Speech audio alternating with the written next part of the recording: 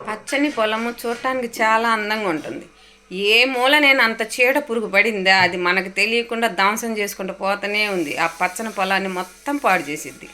ఆ చీడ పురుగు పడ్డది మనం కనుక్కునేసరికి చాలా టైం పట్టింది.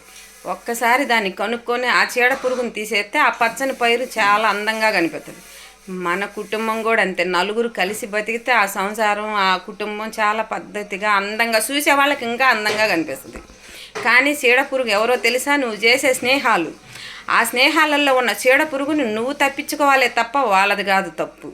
వచ్చిన చీడ పురుగు ఎవరు ఏంటి అనేది అక్కడ కనుక్కొని నువ్వు తీసేస్తే ఆ పచ్చని పైరు ఎంత అందంగా ఉంటుందో నీ కుటుంబం కూడా అంత అందంగా ఉంటుంది.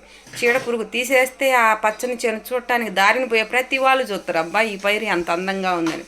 మన కుటుంబం కూడా అంతే. నలుగురికి అందంగా కనిపించాలి అంటే మనం నలుగురు ఐకమత్యంగానే ఉండాలి.